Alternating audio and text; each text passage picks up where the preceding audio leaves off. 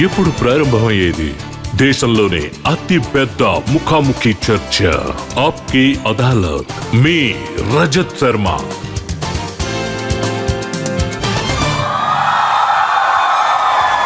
నమస్కారం. ఆప్కి అదాలత్కి మీకు స్వాగతం.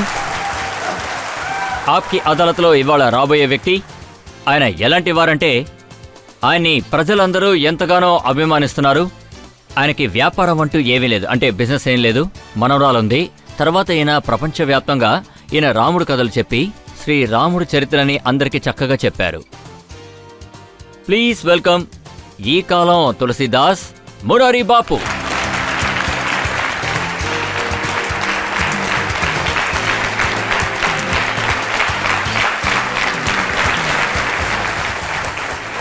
ఆప్కి అదాలత్లో ఈ స్పెషల్ ప్రోగ్రాంకి జడ్జిగా ఉండబోయేది ప్రముఖ రిపోర్టర్ వినోద్ అగ్నిహోత్రి.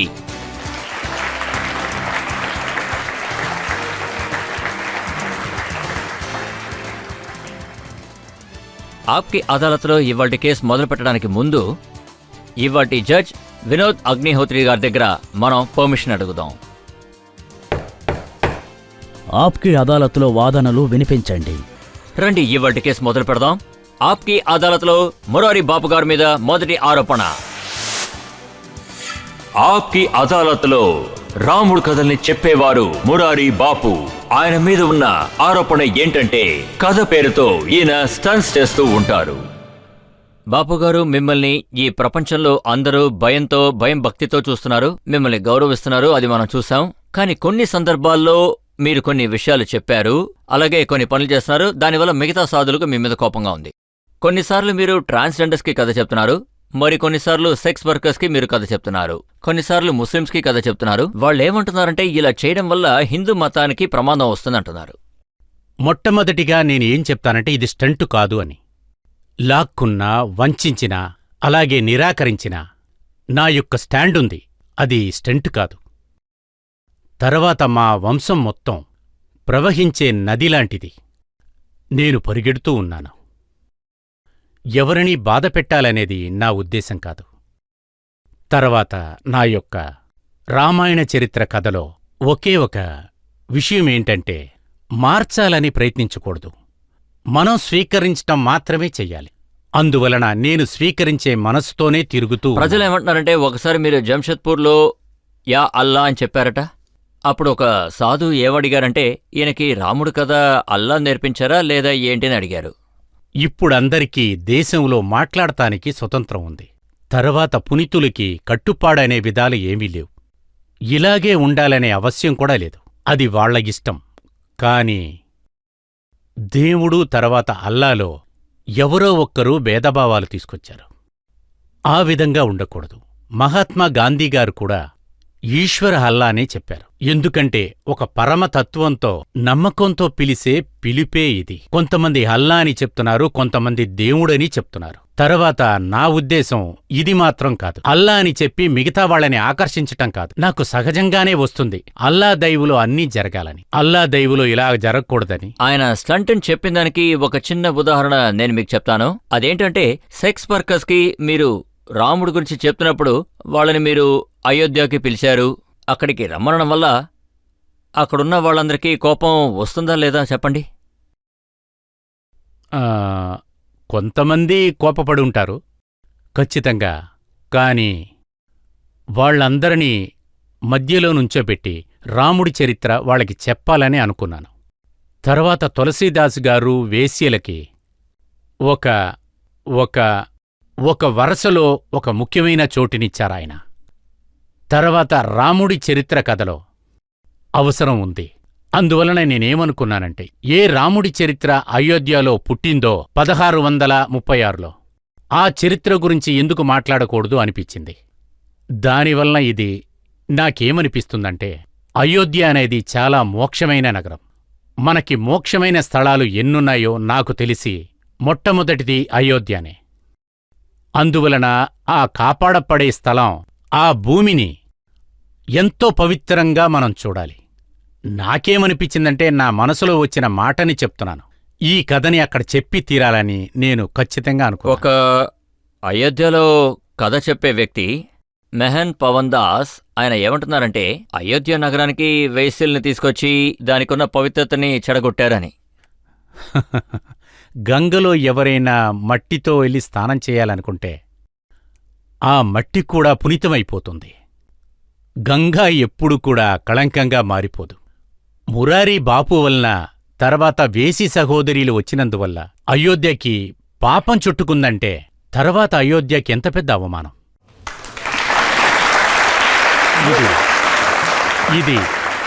ఇది ఒక గొప్పతనమే. మీరందరూ ఆలోచించవలసిన ఒక ముఖ్యమైన విషయమే. మీరు వేశ్యల్ని గురువులు అంటున్నారు, వాళ్ళు మంచి శకునం అంటున్నారు. అవును, వేసిల్ని శాస్త్రంలో సగుణం అని చెప్తారు. వేసి అనే ఆవిడ ఎదురొస్తే అదొక మంచి శకునం అంటారు. తర్వాత శ్రీమద్ భాగవత్జీ 24వ గురుదత్ చెప్పారు. అందులోంచి ఒక వేసిని ఆయన గురువుగా స్వీకరించారు. వాళ్ళు గురువు కోసం వాళ్ళు కాచుకుని ఉన్నారు.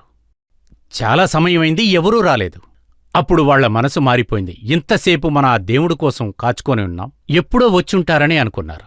తర్వాత ఇటువంటి విషయాన్ని దత్తాగారు అర్థం చేసుకొని వాళ్ళని గురువుగా స్వీకరించారు.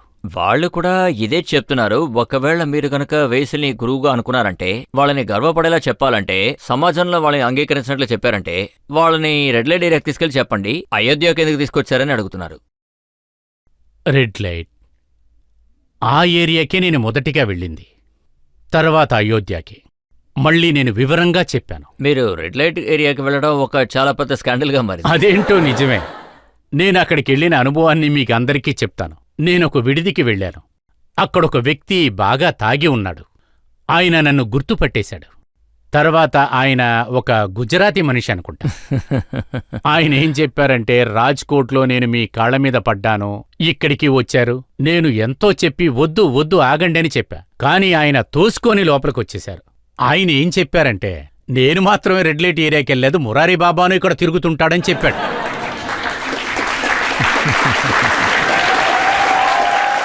అప్పుడాయన ఒక పాట పాడారు కదా, మమ్మల్ని తిడుతున్నాయన ఈ వీధిలో తిరుగుతున్నారు, నేను కూడా ఎవరికి తెలియకుండా ఆయన వీధిలో తిరగడం చూశాను అన్నారు.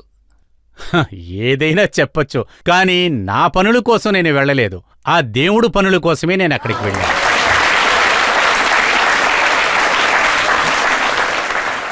కానీ పవిత్రులు సాధులు ఏమంటున్నారంటే, అయోధ్యలో ఎక్కడైతే రాముడు మందిరం ఉందో, ఏ చోటుకైతే రాముడు భక్తులు వస్తూ ఉంటారో అక్కడ మీరు ఇలాంటి పనులు చేయడం ఇది ఒక రకమైన స్టంటా లేదా ప్రజల్ని మీరు మోసం చేస్తున్నారా చెప్పండి. కాని ఒకవేళ రాముడు విడుదల కోసం స్టంట్ చేసుంటే అప్పుడు నేను కూడా ఖచ్చితంగా స్టంటే చేస్తున్నాను. ఒకవేళ ఇది రాముడు చేసిన యుద్ధమై ఉంటే మన ఈ విడుదల కోసం తులసీదాస్ కూడా యుద్ధమే చేశాడు. తులసీ గారి దారిలో వెళ్లే మురారి కూడా యుద్ధమే చేశాడు. కాని రాముడు యుద్ధం చేశారని ఎవరన్నా చెప్పగలరా? రాముడు అవతరించిందే దానికి. తులసీ చేసింది పునీతమైన పని, నాది సహజమైన పని. ఒకరు ఇలా కూడా అన్నారు, ఒకవేళ మురారి బాపు ఇలా చేయాలనుకుంటే కాశ్మీర్ వెళ్లి అక్కడ తీవ్రవాదులతో మాట్లాడి వాళ్ళని నేను ఇంతకు ముందే చెప్పాను, నేను మార్చటం అనేది కాదని, స్వీకరించటం. తర్వాత నన్ను కాశ్మీర్కి పిలిస్తే ఈ ఆప్కి అదాలత్లో ప్రజలకి ఎదురుగా, రజత్ సార్ ఎదురుగా మాటిస్తున్నాను, కాశ్మీర్కి వెళ్ళటానికి నేనస్సలు భయపడను. మురారి బాపు అక్కడ యువతులకి ట్రైనింగ్ ఇస్తూ ఉంటారు. జిహాద్లో పాల్గొంటే మీకు పుణ్యం వస్తుందని వాళ్ళు అంటున్నారు. చూడండి, తథాతథిక్ మతం భయాన్ని, చలనాన్ని చూపించే వాళ్ల మతాన్ని ప్రచారం చేయటానికి వాళ్ళొక నెట్వర్క్ని తయారు చేశారు. ఇవాళ యువకులు నా యొక్క అనుభవంలో నేను 55 సంవత్సరాలుగా చెప్తూ ఉన్నాను. తర్వాత ఆఖరి 30 సంవత్సరాల్లో నేను ఈ తీర్మానానికి వచ్చాను. ఇవాళ ఉన్న యువకులు ఆక్రోశమంటే ఏంటి, కరుణ అంటే ఏంటి, దీన్ని వాళ్ల వివేకాన్ని పెట్టి దాన్ని మనం తీర్మానించొచ్చు. పెద్దరికం, లేనితనాన్ని వాళ్ళు చూస్తూ ఉన్నారు, అంతే. దానివల్ల నాకేమనిపిస్తుందంటే యువకులు అంతా బాగా తెలుసుకున్నారు. మీరు ఎప్పుడైనా ఊహించారా, మీరు పాకిస్తాన్కి వెళ్ళి అక్కడున్న ఇమ్రాన్ ఖాన్, అలాగే నవాజ్ షరీఫ్ లేదా మిలిటరీ ఆఫీసర్స్ దగ్గరికి వెళ్ళి రాముడు ఏం చెప్పారో వాళ్ళకి చెప్పడానికి ప్రయత్నించారా? కానీ నా రాముడి చరిత్ర ఇక్కడున్న నా ఎంపీసే వినలేదు, అక్కడున్న వాళ్ళు ఎలా వింటారో చెప్పండి.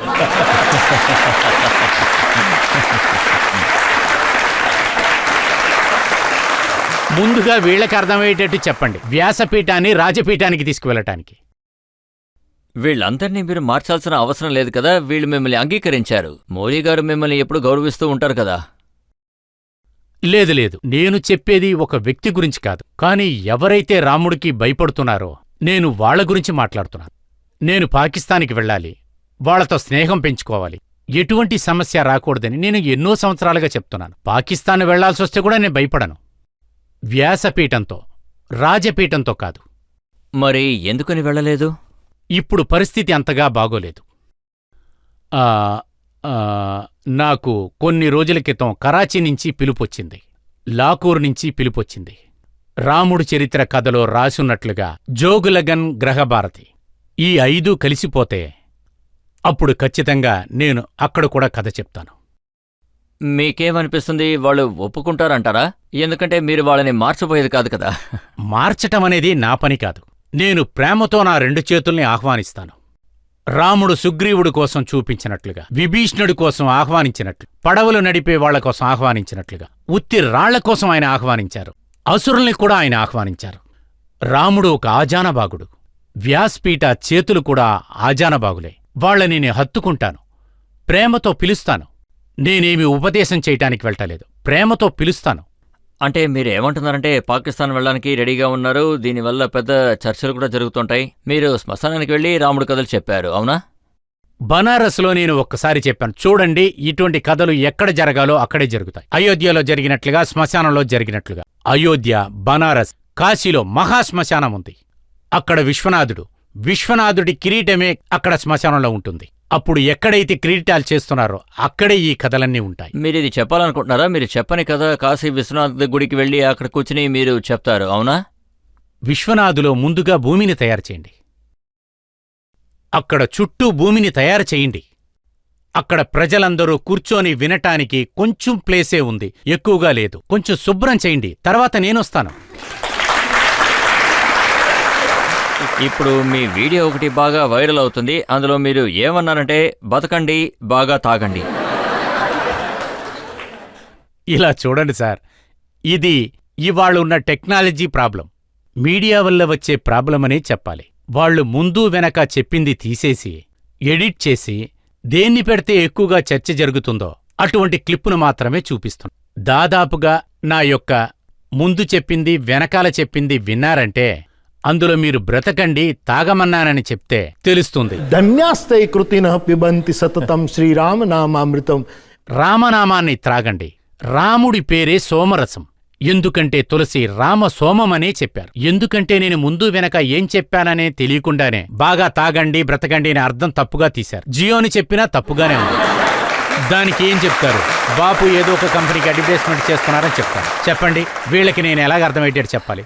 అయితే ప్రజలకు మీరు చెప్పదలుచుకుంది ఏంటో ఇవాళ చెప్పడానికి మీకు ఒక అవకాశం దొరికింది. నేను నిజంగానే ఏం చెప్పానంటే మీరు ఇలా తాగండి. ఇప్పుడంతా మీరు ఏం తాగుతున్నారో అది కనపడకుండా పోతుంది. ఇలా బ్రతకండి. ఏ విధంగా అంటే ఈ కలియుగంలో జరగబోయేది ఏంటంటే మనిషిలో ఉన్న సత్వగుణం మొత్తంగా నాశనమయ్యేటట్టుంది. రజోగుణం ఆల్రెడీ ఉంది, కానీ తమోగుణం ఎక్కువైంది. దేనికి పడితే దానికి కోపం, దేనికి పడితే దానికి గొడవ. ఇప్పుడు దీనికి ఎలా బ్రతకాలంటే, ఇటువంటి గుణాలకంతా ఒక దారి చూడాలంటే అదేంటంటే బతికి తీరాలి. ఈ భూమి చాలా పెద్దది, అందమైన లోకం. దానికి మనకిచ్చిన జీవితంలో మనం అద్భుతంగా బ్రతకాలి. బాపూజీ, మేమేమడుగుతున్నానంటే 1 సంవత్సరానికి ముందు శ్మశానంలో ఒక జోడికి పెళ్లి చేశారు కదా మీరు, దీని వెనక మీ హస్తం ఏంటి? అది మీరు చూసుకున్నారంటే శివుడు, పార్వతి ఎప్పుడూ శ్మశానంలోనే ఉంటారు. వాళ్ళు విశ్వంలోనే ఆది దంపతులు. శ్మశాని స్వయం క్రీడ, అది క్రీడానికి సంబంధించిన మైదానమని మన శాస్త్రంలో ఉంది. అందువల్ల ఒక పెళ్లి జంట నా దగ్గరకొచ్చి, బాపు మేము శ్మశానంలో పెళ్లి చేసుకోవాలనుకుంటామని చెప్పారు. మీ ముందు మేం పెళ్లి చేసుకోవాలని అనుకుంటున్నామని చెప్పారు. నేను సరే అని చెప్పాను. వాళ్లుగా అనుకోని ఈ శివుడు దారిలో నడవాలనుకుంటే అది చాలా మంచిదే కదా. వాళ్లు వచ్చారు. ఒక బ్రాహ్మణుడు కూడా ఆ పెళ్లికొచ్చి, ఈ పెళ్లిలో నేనే మంత్రాలు చదువుతానని చెప్పారు. దాంట్లో నాకేం అభ్యంతరం లేదన్నా. నేను దానికి సాక్షిగా ఉన్నాను. ఇప్పుడు ఆ దేవుడి కృపతో వాళ్ళిద్దరూ చాలా బాగా కాపురం చేస్తున్నారు. నేనేమనుకుంటున్నానంటే ఇటువంటి జంటలంతా బాగుండాలని ఊహిస్తున్నాను.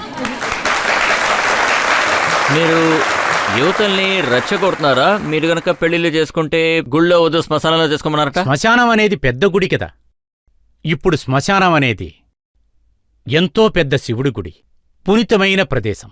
నేను అందరినీ వెళ్ళి అక్కడ పెళ్లి చేసుకోమని చెప్పట్లేదు, కానీ ఒక్కళ్ళు చేసుకున్నారంటే అది ఎంతో గొప్ప విషయం కదా. ఇందులో తప్పే ఉంది చెప్పండి? మీరిచ్చిన ధైర్యంతో వాళ్ళు రెచ్చిపోయారు. నేనేమీ వాళ్ళని పెళ్లి చేసుకోమని చెప్పి బతిమలాడలేదు. వాళ్ళు వచ్చారు, చేసుకున్నారంతే. నేను వెళ్ళాను, బాగుండమని చెప్పి ఆశీర్వదించాను. ఇంకా చాలా ఆరోపణలు మిగిలినాయి. ఇప్పుడు మనం ఒక చిన్న బ్రేక్ తీసుకుందాం. బ్రేక్ తర్వాత మురారి బాపు గారి మీద ఉన్న ఆరోపణలు విచారణ కొనసాగుతాయి. అప్పటి వరకు వచ్చేయండి. నాకు తెలిసినంత వరకు అందరికీ ఇది తెలుసు, కానీ నేను ఇది మాత్రమే చెప్తాను రజత్ సార్. ఆ రాముడి గుడి కట్టడంలో అదేంటంటే నాలో ఎంత ఆశ ఉందో అంతగా వేరే ఎవరికీ ఉండదు.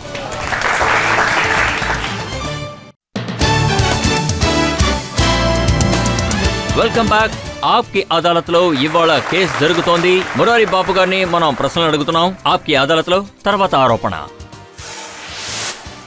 ఆప్కి అదాలత్లో రాముడు కథని చెబుతున్న మురారి బాపు గారి మీద తర్వాత ఆరోపణ ఇదిగో ఇదే. రామ్ మందిర్ నిర్మించడంలో ఈయన ఎలాంటి సాయము చేయలేదు. చూడండి, ప్రజలు ఏమంటున్నారంటే ఇవాళ మీరు ఇలా ఉన్నారంటే అదా రాముడి వల్లే. మీ అంత రాముడు భక్తుడు ఈ ప్రపంచంలో ఎవరు లేరు. ఆయన కథల్ని మీరే ప్రజలకు చేరుస్తున్నారు. ఆ రాముడు మిమ్మల్ని ఇలాంటి పరిస్థితిలో పెట్టాడు, మిమ్మల్ని జనాలు అభిమానిస్తున్నారు. ఆ గుడి కట్టడంలో మీరు కూడా సాయం చేస్తున్నారుగా. గుడిలో ఒక మూలలో కూర్చొని కూడా మనం ఎన్నో విషయాలు చెయ్యొచ్చు, కాని గుడి బయట ఉండి అరవటం వల్ల ఏదైనా జరుగుతుందంటే అది నాకు తెలీదు. నేను ఇంతకుముందు ఎన్నోసార్లు చెప్పాను, రాముడు గుడి ఖచ్చితంగా ఉండాలి, ఉండి తీరాలి. నేను ఖచ్చితంగా చెప్తున్నాను, ఈ ఆప్కే అదాలత్లో నేను ధైర్యంగా చెప్పుకుంటున్నాను, ఉండి తీరాలి. కాని ఈసారి నేను కథలో ఏం చెప్పానంటే మాట్లాడటం, అదీ కాకుండా విత్తనాలని నేను నాటొచ్చాను ఈ వేసీల విషయంలో. ఒకటి, వీళ్లతో మనం మాట్లాడటం, వాళ్ళని అంగీకరించేటట్టు చేయటం. నేను తర్వాత ఒక దాంట్లో రా అని రాశాను, ఒక దాంట్లో మా అని రాశాను. కాని నేను నా విధంలో రాముడు గుడికి నేను అప్పుడే శంకుస్థాపన చేశాను, తాత్విక దృష్టిలో చేశాను. అప్పుడు ఖచ్చితంగా గుడి ఉండాల్సిందే. తర్వాత నేను ప్రజలందర్నీ కలిపి నేను వాళ్లతో ఘోషాన్ని లేపటం, నేను కూడా మిగతా వాళ్లలాగా చెయ్యాలని అవసరం లేదు. కానీ నా బుద్ధి, మనసు, నా తెలివితేటలు, కానీ నేను ఒక మనిషిని, అందుకే అహంకారాన్ని వదిలేశాను.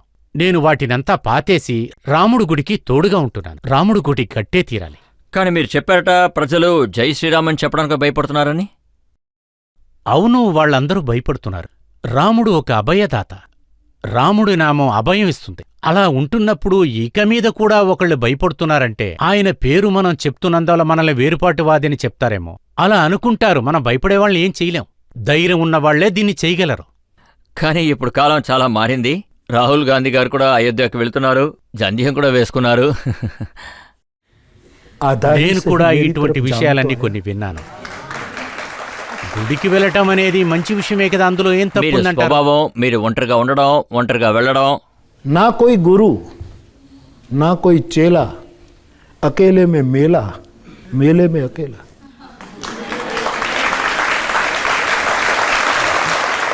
ఇప్పుడు ఒక బ్రేక్ తీసుకుందాం. బ్రేక్ తర్వాత మురారి బాపు గారి మీద ఆరోపణలు, కేసు కొనసాగుతుంది. అప్పటి వరకు వెయిట్ చేయండి. ముస్లిం మతానికి చేరిన వాళ్ళు ఏమన్నారంటే వాళ్ళ మతాల్లో ఇలాంటి పేర్లుంటాయి, సులైమాన్ ఇలాంటి పేర్లు. నేను ఇటువంటి విషయాన్ని ఎప్పుడు ఆహ్వానిస్తున్నాను. వాళ్ళు హనుమాన్ ఫోటో ఇంట్లో పెట్టుకుని హనుమాన్ చాలీసా చదవాలని.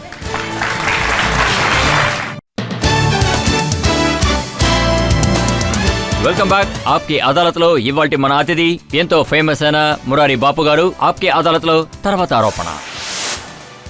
ఆప్కి అదాలత్లో రాముడు కథలు చెబుతున్న మురారి బాపు గారి మీదున్న తర్వాత ఆరోపణ. ఈయన దగ్గర డబుల్ స్టాండర్డ్ ఉంది. రాముడు కథ చెప్తున్నప్పుడు మురారి బాపు గారు మీకేం చెప్తారంటే బంగారం లాంటి మనసుని దృఢంగా ఉంచుకోవాలి, స్వార్థం ఉండకూడదు, స్వేచ్ఛగా ఉండాలి. గంగ నదిలో మురికిని తీసి పడేయడం అనేది చాలా పెద్ద పాపం. ఎందుకంటే దీని శివుడు ఆయన నెత్తి మీద పెట్టుకున్నాడు. కానీ ఈ నది చివరన కథ జరుగుతున్నప్పుడు అక్కడ ప్రజలు చాలామంది చెత్త పారేస్తూ ఉంటారు. ఇలా చూడండి, ఎక్కడైతే నా ప్రసంగం జరుగుతుందో అక్కడ నేను ప్రజల దగ్గర, అక్కడ బ్రతుకుతున్న వాళ్ళకి ఆ ప్రదేశాన్ని శుభ్రంగా ఉంచుకోమని చెప్తాను. ఎందుకంటే గంగా నా చూపుతో మనసులో అది పునీతమైనదే. ఆ పునీతమైన దాన్ని ఎవరు మార్చలేరు, సరేనా? కాని బయటంతా చుట్టుపక్కల సరిగ్గా లేదు. అందువలన నేను అప్పుడప్పుడు దాన్ని ఎదిరిస్తూనే ఉంటాను. అర్థమైందా? ఇలాగ నడుచుకోకూడదని. ఈ విషయంలో నేను ఎప్పుడు హెచ్చరిస్తున్నాను. మీరు ఎప్పుడూ అంటూ ఉంటారు జాతి మత భేదాలు ఉండకూడదు అని, దాని గురించి మాట్లాడకూడదు అంటారు. కొన్నిసార్లు మీరు హరిజనులు కూడా పిలుస్తూ ఉంటారు, ఇతర వాళ్ళ ఇంటికెళ్ళి ఫలాలు తింటూ ఉంటారు. ఇది జాతిని అవమానిస్తున్నట్టే కదా? శర్వం కలోం ఇదం బ్రహ్మ, ఇది ఉపనిషత్ సూత్రం. కాని తులసి దీన్ని హిందీలో మార్చింది. सिय राममय सब जग जानी करऊं प्रणाम जोरी जुग पर. తర్వాత ఏ భోజనాన్నైతే నేను తింటున్నానో, నేను పాడుతున్నానో, ఆ రాముడే స్వయంగా దీన్ని చెప్పాడు. ఆ శబరి కూడా చెప్పాడు, నేను కింద జాతి, నేనొక కింద జాతి వాణ్ణని చెప్పినప్పుడు అప్పుడు రాముడు ఏం చెప్పాడంటే, జాతి మతం కులం భేదం ఏదీ పెద్దది కాదని. శబరి, నేను జాతి మతం కులం ఏదీ చూడనని చెప్పారు. నేను నీలో ఉన్న భక్తినే చూస్తానని అన్నాడు. అందువల్లే నేను అందరి దగ్గర సహజంగానే ఉంటాను. నేను జాతి మతం అనేది లేకుండా నేను వాళ్లతోనే ఉంటాను. నాకు వాళ్ళు దూరంగా ఉండాలని అనుకోను. అందుకే నేను ఈ దృష్టితో చూసి నేను వాళ్ళ దగ్గరికి వెళుతూ ఉంటాను. ఈ మధ్య ఆంజనేయుడు జాతి కూడా చెప్పడం మొదలుపెట్టారు. దానికి మనమేం చేయగలం? యోగి ఆదిత్యనాథ్ గారు ఏమన్నారంటే, హనుమంతుడు ఒక కింద జాతి నుంచి వచ్చారు అని. ఇలా చూడండి, ఈ యోగి ఆదిత్యనాథ్ని నేను చాలా మర్యాదిస్తాను. ఆయన చాలా పెద్దవారు. కాని ఏ సందర్భంలో ఆయన అలా చెప్పారో అది ప్రజలు ఎలాగా ఆలోచించుకున్నారో తెలీదు. హనుమాను వచ్చి ఇస్లాం మతానికి సంబంధించిన వాడని వాళ్ళు ఏమన్నారంటే, సులైమాన్ అనే పేరు హనుమాన్ అనే పేరు నేను లాంటిది. దీన్ని ఆహ్వానిస్తున్నాను. అప్పుడు వాళ్ళు కూడా హనుమాన్ పటం ఇంట్లో పెట్టుకుని చాలీసా చదవాలనేసి. నిజానికి హనుమాను రహమానుగా మారిపోతాడు. కొంతమంది హనుమాన్ని జైనని కూడా చెప్పారు కదా, న్యూస్ పేపర్లో కూడా నేను చదివాను. ఈ విధంగా హనుమాన్ని అందరూ ప్రార్థించటం నేర్చుకోవాలి. ఎందుకంటే వాయువు అనేది అందరికీ కావాలిగా. పవన్ని ప్రాణంగా ఉంచాలంటే మనం పవన్ని స్వీకరించాలిగా. తర్వాత హనుమాన్ పవనపుత్రుడు. గాలి కాదు, హిందూ కాదు, ముస్లిం కాదు, క్షత్రియుడు కూడా కాదు, అదేవిధంగా బ్రాహ్మణుడు కూడా కాదు. పవనికి జాతి కూడా లేదు. 5 తత్వాలు కూడా. జాతి అనేది లేదు. నీరు, గాలి, ఆకాశం, భూమి, నిప్పు, ఇటువంటి వాటికి జాతి అనేదే లేదు. ఎవరైనా ఏదో ఒకటి వాగుతూ ఉంటే అది వాళ్ల తప్పే గాని దానికి మనం రాజకీయ నాయకులు కొన్ని విషయాల్ని చాలా ఇంట్రెస్టింగ్ గా చెప్తారు. Communist party leader Atul Kumar Anjan ఆయన ఏమన్నారంటే, హనుమంతుడు తెల్లగా ఉంటారు కాబట్టి ఆయన మా జాతికి చెందినవారు అని. ఆయన తెల్లగా ఉండడం వల్ల ఆయన కమ్యూనిస్ట్ అయ్యారా? ఇలా చూడండి, రాజకీయంలో ఏం జరుగుతుందంటే సామభేద దండ, సామదాన దండ భేద. ఈ రాజకీయ లోకానికి అదొక పెద్ద సూత్రమనే మనం చెప్పాలి. నేను రాజపీఠానికి చేరినవాడు కాదు, వ్యాసపీఠానికి చేరినవాడు. మాకు శ్యామనేది ముఖ్యం కాదు, సోమనేదే ముఖ్యం. సోమని అంటే చంద్రుడని మేము చెప్తాం. మా వ్యాసపీఠంలో దండమనేది ముఖ్యం కాదు, దండాన్ని పునితం చేయటమే ముఖ్యం. ఎలాగంటే ఋషిమునులు అడవిని పుణ్యం చేసినట్లు. వ్యాసపీఠంలో దాం ఉండదక్కడ, ఒడినే చూపిస్తూ ఉంటారు, అందర్నీ ఆహ్వానిస్తారు. వ్యాసపీఠంలో అక్కడ భేదమనేదే ఉండదు, అక్కడ వేదమే ఉంటుంది. అందువలన రాజపీఠం, వ్యాసపీఠం వాటి యొక్క ఆలోచనలే వేరు. అందువలన రాజకీయంలో ఎవరైనా ఏదైనా మాట్లాడచ్చు. మీకు తెలిసి హనుమంతుడు ఎవరు? హనుమానే, పవనపుత్రుడు. అయితే హనుమంతుడికి ఏదైనా జాతి లేదు. ఒకవేళ ఆయన్ని మీరు దీంట్లోకి తీసుకురావాలని అనుకుంటే అప్పుడు ఆయన ఎన్నోసార్లు బ్రాహ్మణ వేషం వేశాడు. రామభక్త హనుమాన్ ఒక విప్రరూపం ధరించాడు, బ్రాహ్మణ వేషం వేశాడు. తులసీదాస్ గారు ఏం చెప్పారంటే, ఆయన యుద్ధం చేసేటప్పుడు ఆయన రామదూతుడు, రాజపుత్రుడు క్షత్రియుడు యుద్ధం బాగా చేస్తాడు. ఆయనలో రాజపుత్రులు వచ్చేస్తారు, రాజపుత్రులాగే ఉంటాడు. ఆయనే రాముణ్ణి ఒక్కొక్క జన్మలోనూ రుణం పడేటట్టు చేశాడు. ఈ విధంగా ఎవరు ఉండగలరు చెప్పండి? ఆయన ఒక వైశ్యుడు, అలాగే సేవకుడి రూపంలో ఉన్నప్పుడు ఆయన ఒక దాసుడు. అందువలన ఆయన్ని మనం ఎందులోనూ చేర్చలేం. ఈ లోకం మొత్తం ఉన్నాడు, అందరికీ కావాలి. కానీ మీరు ఎక్కడో ఒక చోట చెప్పారు హనుమంతుడు ఒక సైంటిస్ట్ అని. ఖచ్చితంగా పెద్ద విజ్ఞాని. హనుమంతుడు పెద్ద విజ్ఞాని, నో డౌట్. ఎందుకంటే సీతమ్మని వెతికే బాధ్యతని హనుమానికిచ్చారు. హనుమంతుడి కంటే బుద్ధివంతులు, బలవంతులు రాముడి దగ్గర ఉన్నారు, కాని హనుమంతుణ్ణే ఎంచుకున్నారు. ఎందుకంటే కష్టమైన చోటులో ఒక విజ్ఞానే కనిపెట్టగలడు.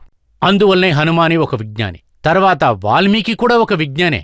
అందువలన సీతమ్మని ఎక్కడ ఉంచుంటాడని వాల్మీకే చెప్పగలిగాడు. అటువంటి ఒక పెద్ద పనిని ఒక విజ్ఞానం ఉన్నవాళ్లే చెయ్యగలరు. హనుమంతుడు ఒక విజ్ఞాని. హనుమంతుడి గురించి చాలా చక్కగా చెప్పారు, కానీ దీన్ని పెద్ద కాంట్రవర్సీ చేయకుండా దీన్ని ఇక్కడితో ముగిద్దాం. మీకు సంబంధించి హనుమంతుడు అందరికీ సొంతమైన మనిషి. ఖచ్చితంగా ఖచ్చితంగా. ఇప్పుడు ఒక బ్రేక్ తీసుకుందాం. బ్రేక్ తర్వాత మురారి బాపు గారి దగ్గర ఈ ప్రశ్నలు ఆరోపణలు కొనసాగుతాయి. రాజకీయంలో ఉన్న ప్రజలందరూ సామదాన దండ భేదం చేస్తూనే ఉంటారు, అది వాళ్ళ ఇష్టం. కానీ మన ప్రథమ మంత్రి దేశభక్తిని ఎవరూ వేలెత్తి చూపిలేరు.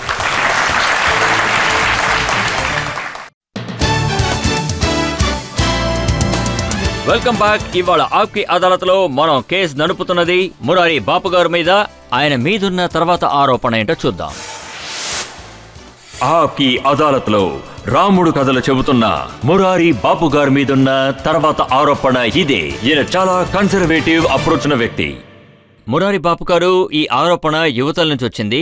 మీరు యువతల్ని వాట్సాప్ అసలు వాడొద్దని చెబుతున్నారు, ఫేస్బుక్ ఎక్కువ చూడొద్దని చెప్తున్నారు, ఇదంతా చాలా వేస్ట్ అని చెప్తున్నారట.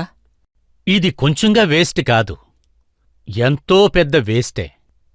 రెండోదేంటంటే, నేను వాట్సాప్లో మాట్లాడొద్దని చెప్పలేదు, ఇదంతా చెయ్యొద్దని నేను చెప్పలేదు. ఇవాళున్న టెక్నాలజీని సరైన రీతిలో ఉపయోగించటం వల్ల నేను ఆపను. అటువంటి విధంగా చెప్పటానికి నేను అటువంటి వాణ్ణి కూడా కాదు. నేను చెప్పినా ఎవరూ వినరు. నేను ఏమంటున్నానంటే 24 గంటలు దానిమీదే ఉండకండి అని. గంటసేపో అరగంటో దానికి రిజర్వ్ చేయమని. రాత్రిపూట సమయం ఉన్నప్పుడు దాన్ని యూజ్ చేయమంటున్నా. కానీ కంటిన్యూగా మీరు దాంట్లోనే ఉండకూడదుగా. అలా ఉన్నప్పుడు మీ బుర్ర ఎలా కానీ అది పనిచేస్తుంది? సత్సం కదా. అది సత్సంగా. ప్రజలు అలా అనుకుంటున్నారు, కానీ ఎప్పుడు అది సత్సంగా. ఎవరైనా నాకు చెప్పండి. వాళ్ళు లేదంటున్నారు. కానీ నిజానికి ప్రజలు అసలు ఏమనుకుంటున్నారంటే వాళ్ళ లైఫ్ దాని మీద డిపెండ్ అయి ఉంది అని. అవునా? ఇది సత్సంగా కూడా మారొచ్చు. ఏదైనా మంచి పాట వింటే ఇది సత్సంగా కూడా మారొచ్చు. ఒకవేళ కృష్ణమూర్తి పాట వింటే సత్సంగా కూడా మారుతుంది. ఒకవేళ ఓషో స్పీచ్ ఏదైనా వింటే అది సత్సంగా మారుతుంది. ఒకవేళ మురారి బాపు స్పీచ్ వింటే ఇది సత్సంగా ఖచ్చితంగా మారుతుంది. ఏదైనా ఒక మంచి మీటింగ్, ఏదైనా కొన్ని మంచి మాటలు వింటే ఇది సత్సంగా కూడా మారొచ్చు. ఏదైనా ఒక సినిమాలో వచ్చే మంచి డైలాగ్ విన్నప్పుడు ఇది సత్సంగా మారుతుంది. ఒకవేళ ఇండియాలో ఉన్న కళాచారాన్ని ఇది అవమానించకుండా ఉంటే ఇది సత్సంగా మారటానికి ఛాన్స్ ఉంది. ఇందులో సందేహమే ఉంది. అయితే ప్రాబ్లం ఎక్కడుంది, అంటే సమస్య ఎక్కడుంది? సమస్య ఇదే. అదేంటంటే 24 గంటల్లో నేను కూడా 24 గంటలు నా కథ వినమని చెప్పను. కథ ఫినిష్ అయిపోతుంది. అది వింటానికి ఎవరు రారు. దానికినే ఒక సమయం ఉండాలి కదా. సత్సంగ్కి 1 గంట సేపు లేకపోతే ఒక అరగంట ఉండాలని చెప్పారు. అరగంటైనా ఉండాలి కదా. ఏ విధంగా మనం అన్నిటికీ ఒక సమయాన్ని ఉంచుతున్నామో అదే విధంగా దీనికి ఉండాలి. 24 గంటలూ కాదు. చిన్న చిన్న పిల్లల్ని వాళ్ళ అమ్మా నాన్న కంట్రోల్ చేయలేక వాళ్ళ చేతికి దాన్ని ఇచ్చేస్తున్నారు. తర్వాత వాళ్ళ బుర్రలోకి ఈ వేస్ట్ అంతా వెళ్లిన తర్వాత వాళ్ళ అమ్మా నాన్న మా మాట వింటలేదని చెప్తున్నారు. దాన్ని ఇచ్చిందే వాళ్లే కదా. బహుశా చాలా మంది మీ దగ్గరకు వచ్చి ఈ విషయం మీద కంప్లైంట్ చేస్తుంటారు. అవును, చెప్తూ ఉంటారు. కానీ మీరు కూడా ప్రజలకి ఇలాగే చెప్తారు, ముందు ప్రేమించండి, ఆ తర్వాత వచ్చిన కథ వినండి అంటారు. ఖచ్చితంగా ఖచ్చితంగా. ప్రేమించకుండా భక్తి రానే రాదు. ప్రేమించకుండా సాధన. తర్వాత ఇది చెప్పటానికి నేనెవరో కాదు, మహర్షి రామానుజం గారి దగ్గరికి ఒక యువకుడు వెళ్ళాడు. నేను బాగా సాధన చెయ్యాలని అడిగినప్పుడు ఆచార్య గారు ఏమడిగారంటే, నువ్వు ఎవరన్నా ప్రేమించావా అని. అప్పుడు నేను ప్రేమించలేదని చెప్పాడు. నువ్వు నా దగ్గరికి రావద్దని చెప్పాడు. నా దగ్గర నీకు చోట్లేదు. ప్రేమ అనేది అది ఎంతో పెద్ద విషయం. కానీ ఇప్పుడు పెళ్లి కంపల్సరీ కాదు కదా. కోర్టే లివ్ ఇన్ రిలేషన్షిప్కి పర్మిట్ ఇచ్చింది కదా.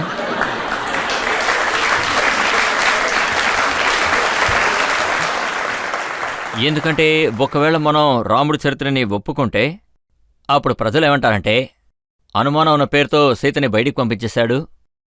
ఇది ఇవాళ ఉన్న ప్రజలు పెడుతున్న తప్పు. ఆ సమయంలో రాముడు ఏమి చెయ్యాలో అదే రాముడు చేశాడు.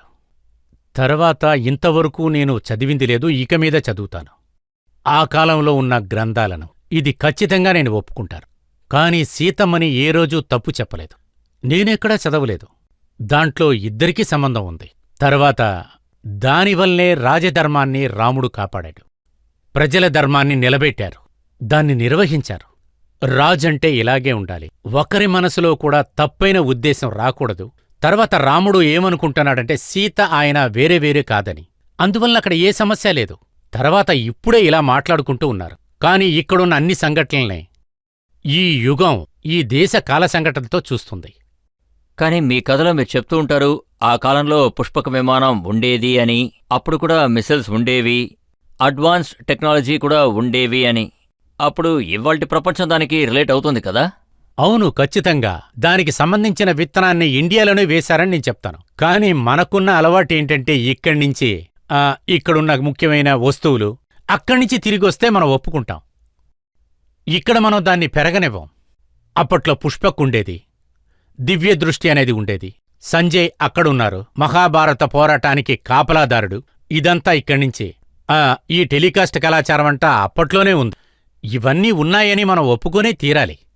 కానీ ఈ కాలం వాళ్ళకి మీరు చెప్పే విషయం ఏంటంటే ఇన్ఫర్మేషన్ టెక్నాలజీని యూజ్ చెయ్యొద్దు అంటే మీరు వీటన్నిటిని వ్యతిరేకిస్తున్నట్టే కదా? ఇది చెప్తున్నారు, అది చెప్తున్నారు, ఏం చేయాలి? లేదు లేదు లేదు లేదు, నేను ఎదిరించలేదు. నేను అస్సలు ఎదిరించలేదు. నేను దాన్ని సరిగ్గా ఉపయోగించుకోమని నేను చెప్తున్నాను. ఎలా ఎదిరిస్తాను? ఇవాళ ఉన్న టెక్నాలజీని యూజ్ చేసుకుంటేనే కదా. ఒకవేళ 25,000 మంది నుంచి 50,000 మంది నేను మాట్లాడేది వింటున్నారంటే దానికి నేను మైక్రోఫోన్, లౌడ్ స్పీకర్లు యూజ్ చేయకపోతే ఎలాగ వాళ్ళ చెవుల్లోకెళ్ళి వినపడుతుంది? అటువంటి సమయంలో లైవ్ కాస్ట్ అవ్వకపోతే ఎలాగ నేను అంత రీచ్ అవ్వగలను? విజ్ఞానాన్ని సరిగ్గా ఉపయోగించుకోవాలి. ఇదే నా ఆశయం కూడా. ఇప్పుడు నాసాలోని శాస్త్రవేత్తలు చెప్పారు వాళ్ళు స్పేస్లో ఓం అనే శబ్దాన్ని రికార్డ్ చేశారట. అవును, ఖచ్చితంగా ఈ విషయాన్ని నేను కూడా విన్నాను. నాకు చాలా సంతోషంగా ఉంది. అక్కడ ఎంతో పెద్ద బిగ్ బ్యాంగ్ ఒకటి జరిగింది. ఆ నాదాన్ని నేను విన్నాను. అది ఓమే. అది వినటానికి చాలా ఆశ్చర్యంగా ఉంది. ఇది ఎంతో అద్భుతమైన విషయం, చాలా మంచిది. అలా అయితే ఈ కాలంలో రాముడి చరిత్రకి ఈ కాలం యువతులకి అసలు లింక్ ఏంటిని చెప్తారా? నిజం, ప్రేమ, జాలి. శ్రీరాములు వారి నిజం. ఆ రాముల వారికి ఒక్కొక్కళ్ళ మీద ప్రేమ ఎక్కువగా ఉంది. తర్వాత రాముల వారికి జాలి. ఈ 3 సూత్రాలు కూడా ఎప్పటికైనా అవుట్ ఆఫ్ డేటు అవగలవంటారా? ఇందులోనే ప్రతి నిమిషం బ్రతకాలి. అందువల్లనే రాముడు పోయిన కాలంలో లేరు, రాబోయే కాలంలో లేరు, ఇప్పుడున్న కాలంలో ఉన్నారు. అందువల్లనే రాముడి చరిత్ర ఏ కాలంలోనైనా ఉండాలని నమ్ముతాను. మీరే చెప్పండి, ఈ రోజుల్లో ఎవరు ఒప్పుకుంటారు? ఒకవేళ ఈ కాలంలో ఏదైనా తండ్రి నువ్వు రాజ్యాన్ని వదిలి వెళ్ళిపో, 14 సంవత్సరాలు అడవిలోకి వెళ్ళమని చెప్పారంటే? రాజ్యం అంటే ఇప్పుడు ఎవరి దగ్గరుందో చెప్పండి. చెప్పండి ఎవరి దగ్గరుంది? కాని రాముడి చరిత్ర వినేవాళ్ళు, రాముడి చరిత్రని ఒప్పుకునేవాళ్ళు త్యాగం చేయటానికి ఖచ్చితంగా దారి చూస్తారు. ఆ రాముడులాగా చేయకపోయినా పర్వాలేదు. కాని ఇది ఎంత పెద్ద విషయం. రాముడు తన అధికారాన్ని వదిలిపెట్టాడు. తర్వాత ఆ భరతుడికి దొరికింది, ఆయన కూడా దాన్ని వదిలిపెట్టాడు. ఇదంతా ఒక అద్భుతమైన ఉదాహరణ. లోకంలో ఇటువంటి చూడటం అనేది చాలా అరుదు. సార్, మీరు ఈ విషయం చెప్పండి, మీకు సంబంధించి మోడీ గారు అసలు మంచి పనులు చేశారా? ఎన్నో పనులు అయ్యాయి, జరుగుతూ ఉన్నాయి, జరగబోతున్నాయి, జరుగుతాయి. కాని ప్రజలు ఎదురుచూసేది ఎలా ఉందంటే అందరూ ఎదురుచూస్తున్నట్లుగా నడుచుకోవటం చాలా కష్టం. చెయ్యగలం, కాని ఎలా చూసుకున్నా రాజకీయమే. నేను ఎన్నోసార్లు చెప్పాను, మళ్ళీ ఒకసారి చెప్తున్నాను. రాజకీయంలో ఉన్న ప్రజలు సామధాన దండభేదం చేస్తూనే ఉంటారు, అది వాళ్ల ఇష్టం. కాని మన ప్రథమ మంత్రి దేశభక్తిని ఎవరూ వేలెత్తి చూపిలేరు.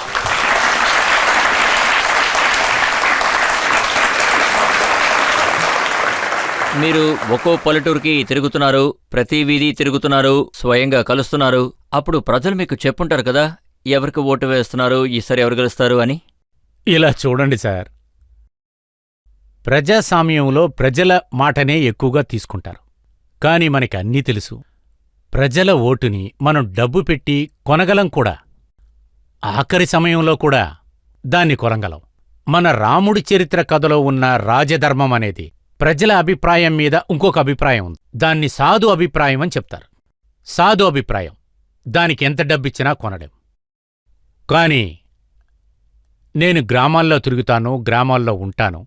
కాని ప్రజలు ఎవరైనా మంచివాళ్లు వస్తే బాగుంటుందని అనుకుంటారు. కాని ఇంతవరకు నేను చూసిన దాంట్లో నా మనసుకి ఏమనిపిస్తుందంటే ఎవరైనా మంచి మనిషి వస్తే బాగుంటుందని. మిగతాదంతా చూసేవాళ్ల మనసుల్లోనే ఉంది. ఇంకా ఎవరు దొరకలేదా? ఉన్నాడే ఒక ఆయన పనిచేస్తున్నాడుగా.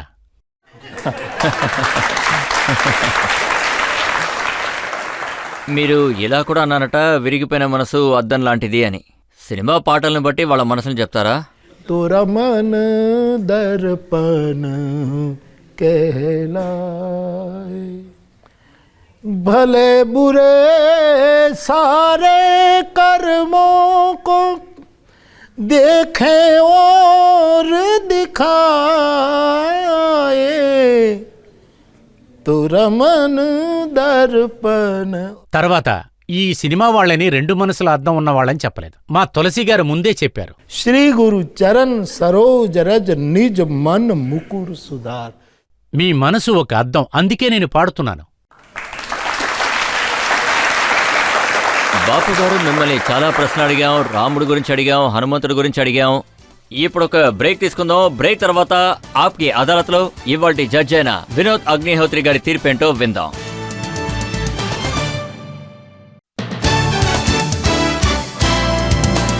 Welcome back. ఇవాళ మనం మన కేసుని మురారి బాపు గారి మీద నడిపాం. ఆయన్ని ప్రశ్నలు అడిగాం. సమాజం గురించి, ఆయన అభిప్రాయం గురించి, అలాగే రామ్ మందిర్ గురించి అడిగాం. కాంట్రవర్సీస్ గురించి కూడా అడిగాం. ఆయన అన్ని ప్రశ్నలకు చాలా ఓపికగా సమాధానం చెప్పారు. ఇవాల్టి ఆప్కి అదాలత్లో మన జడ్జ్ వినోద్ అగ్నిహోత్రి గారి తీర్పేంటో విందాం. పుణ్యాత్ముడైన మురారి బాపు మీద అనేక నేరారోపణలు, వాటికి సమాధానాలు విన్న తరువాత న్యాయస్థానం ఈ నిర్ణయానికి వచ్చింది. మురారి బాపు గారు అన్ని నేరారోపణలకి జవాబులు చెప్పారు. కాబట్టి ఈ న్యాయస్థానం ఆ నేరారోపణల్ని కొట్టివేస్తోంది. కానీ దాంతోపాటు అది ఇప్పటివరకు ఈ న్యాయస్థానంలో ఎవరికీ శిక్ష వేయలేదు. కాని మొదటిసారిగా ఈ న్యాయస్థానం అతనికి జీవిత ఖైదు విధిస్తోంది. అతను, అతని శిష్యులు ఇంకా భక్తులు సాధారణ ప్రజల మనసుల్లో జీవితకాల ఖైదీగా ఉండాలి. ఉంటూ తన అమృత కథలతో, ప్రేమగా, మానవత్వంతో ఇంకా ఆధ్యాత్మిక అమరజ్యోతిని వెలిగిస్తూ ఉండాలి.